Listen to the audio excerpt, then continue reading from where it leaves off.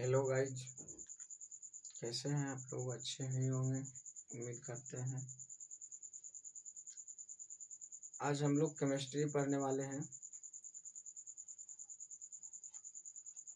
जिसमें कहता है कि पदार्थ किसे कहते हैं। पहला क्वेश्चन है, पदार्थ किसे कहते हैं। तो पदार्थ वह चीज है जो कुछ स्थान घेरता हो, जो रुकावट डालता हो और जिसमें कुछ द्रव्यमान हो। पदार्थ वह चीज है जो स्थान घेरे, रुकावट डाले तथा जिसमें कुछ द्रव्यमान हो, उसे पदार्थ कहते हैं। जैसे कि एग्जाम्पल में कुछ लिया जाए तो लकड़ी, लोहा, हवा, तांबा इत्यादि, ये सभी पदार्थ हैं। पदार्थ में दो तरह के परिवर्तन होते हैं, एक भौतिक परिवर्तन और दूसरा रासायनिक परिवर्तन। तो भौतिक परिवर्तन किसे कहते हैं और रासायनिक परिवर्तन किसे कहते हैं, ये होता क्या है। तो पहले समझ लेते हैं। भौतिक परिवर्तन वे परिवर्तन होते हैं जिसमें पदार्थ काम तो करता है लेकिन अपना रूप नहीं बदलता है, अपना गुण नहीं बदलता है। जिसके एग्जाम्पल में बताया जाए, मोमबत्ती ले लीजिए। मोमबत्ती को आप जलाते हैं तो वो पिघल पिघल के नीचे गिरता है। तो पिघले हुए मोमबत्ती को आप फिर से पुनः से मोमबत्ती बना सकते हैं, यानी कि उन्हें फिर से मोमबत्ती के रूप में लेकर आ सकते हैं, आप बना सकते हैं। उससे कोई नया चीज़ नहीं बनेगा, पिघलने के बाद कोई नया चीज़ नहीं बनेगा, वो मोम के मोम ही रहेगा। तो उससे फिर से आप मोमबत्ती बना सकते हैं, इसमें कोई परिवर्तन नहीं होता है। ये होते हैं भौतिक परिवर्तन। और रासायनिक परिवर्तन वे परिवर्तन होते हैं जिसमें कुछ नए गुण वाले पदार्थ बनते हैं, जो अपना गुण छोड़कर दूसरा गुण ले लेता है।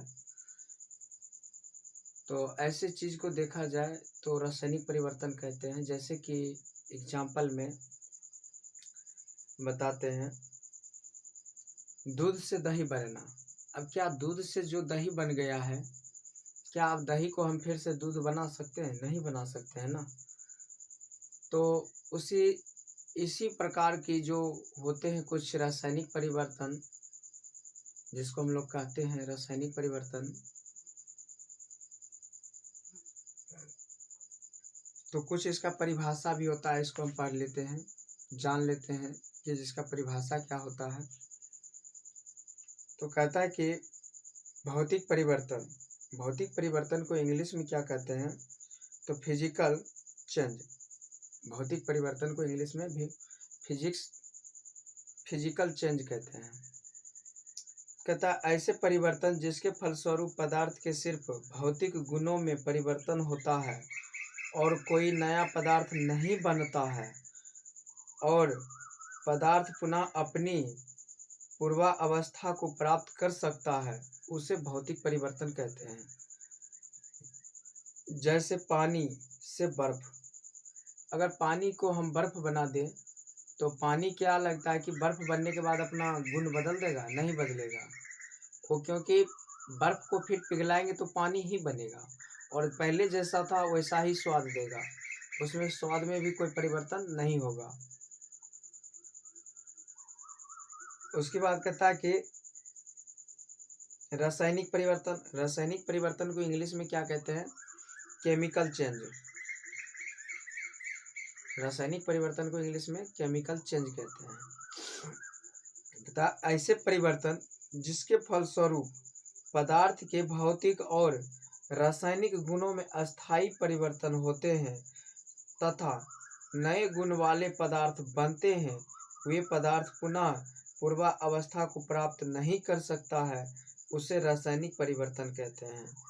अभी जिससे भी जस्ट बताए थे आप लोग को कि ये ऐसे पदार्थ जो रासायनिक क्रिया करने के बाद अपने सब कुछ यानी कि अपने गुण को, अपने नाम को छोड़कर कुछ नए गुण वाले पदार्थ को निर्माण करते हैं, तो ऐसे परिवर्तन को ही रासायनिक परिवर्तन कहा जाता है ना। जैसे कि अभी दोबारा देख लेते हैं परिभाषा।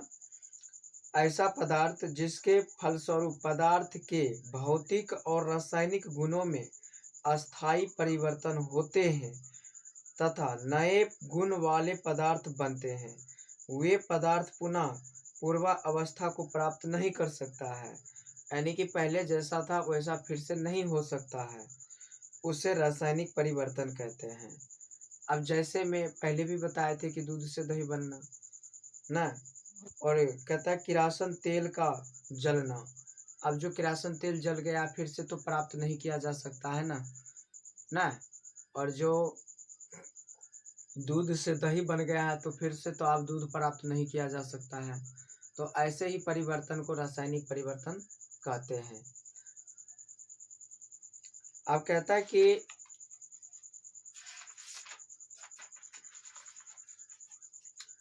अब कुछ ऐसे प्रश्न कि जो परमाणु क्या होता है, परमाणु कहते किसको है? तो परमाणु को इंग्लिश में एटॉम कहते हैं। कहता किसी तत्व का वह सूक्ष्मतम कण जो किसी रासायनिक अभिक्रिया में भाग ले सकता है और जिसमें तत्व के सभी गुण उपस्थित रहते हैं, उसे परमाणु कहते हैं। दोबारा परिभाषा सुन लेते हैं। किसी तत्व का वह सूक्ष्मतम कण जो किसी रासायनिक अभिक्रिया में भाग ले सकता है और जिसमें तत्व के सभी गुण उपस्थित रहते हैं, उसे परमाणु कहते हैं। परमाणु जो होते हैं दोनों अवस्था में रहते हैं, यानी कि स्वतंत्र भी रहते हैं और स्वतंत्र नहीं भी रहते हैं।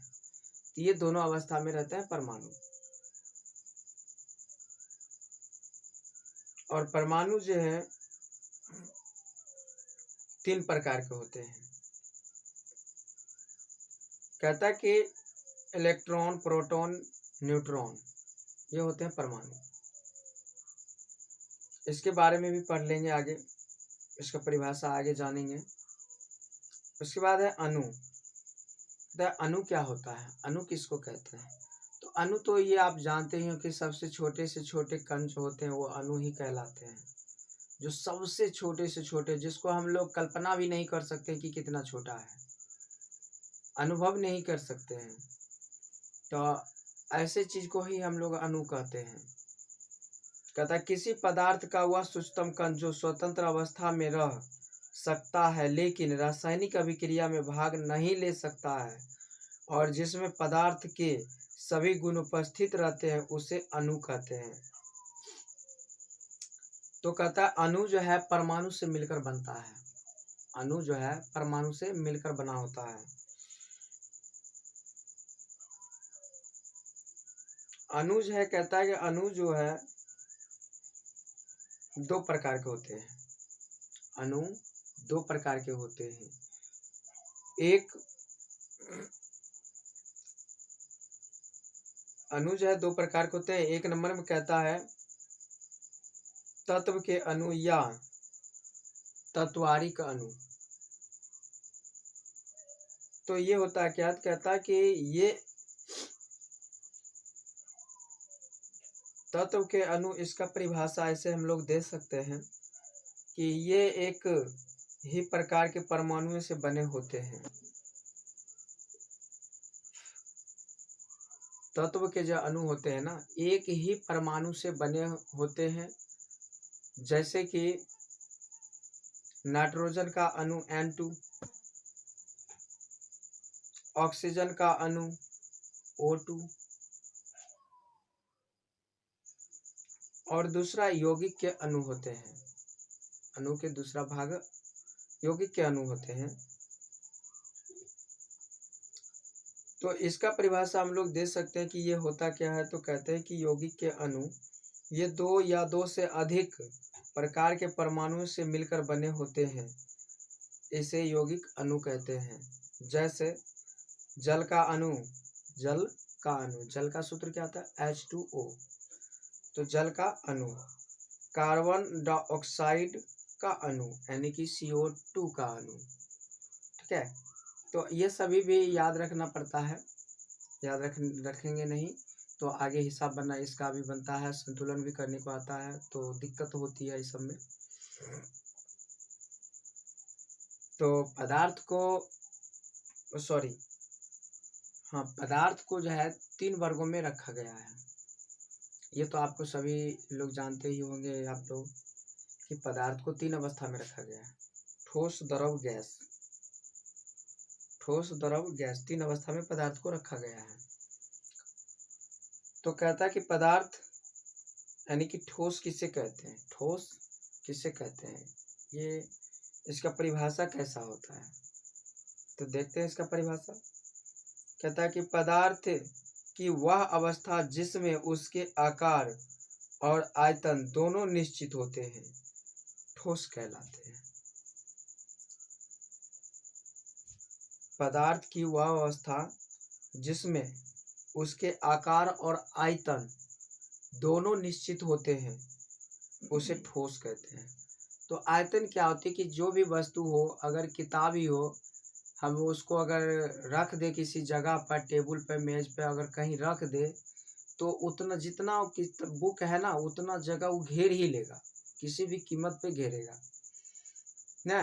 तो इसको जो जगह घेरता है उसे हम लोग आयतन कहते हैं ना। और उसका आकार निश्चित होता है, किताब जो भी है उसका आकार निश्चित है कि आकार कभी बदल नहीं सकता है, वो घट के छोटा नहीं हो सकता है, नहीं बड़ा हो सकता है, जितना है उतना ही रहेगा। उसमें आकार निश्चित होते हैं और आयतन भी निश्चित होते हैं कि जितना बड़ा है उतना जगह घेरेगा ही घेरेगा।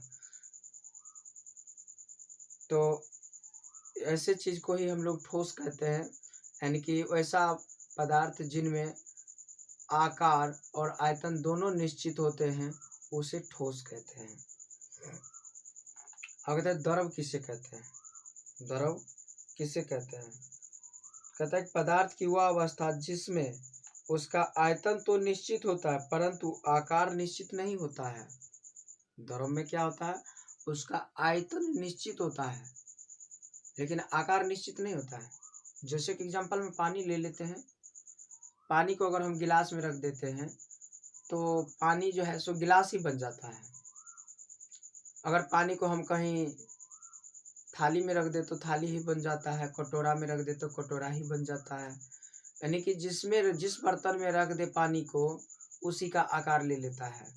इसका आयतन निश्चित होता है क्योंकि बर्तन जिस बर्तन में भी रखेंगे ना उतना ये जगह घेरेगा ही घेरेगा, लेकिन आकार में परिवर्तन रहेगा। यानी कि गिलास में रखो तो गिलास ही बन जाएगा, कटोरा में रख दो तो गिलास कटोरा ही बन जाएगा, थाली में रख दो तो थाली ही बन जाएगा। इसे पानी का जो है आयतन निश्चित होता है लेकिन आकार निश्चित नहीं होता है। तो ऐसी चीज को हम लोग द्रव कहते हैं।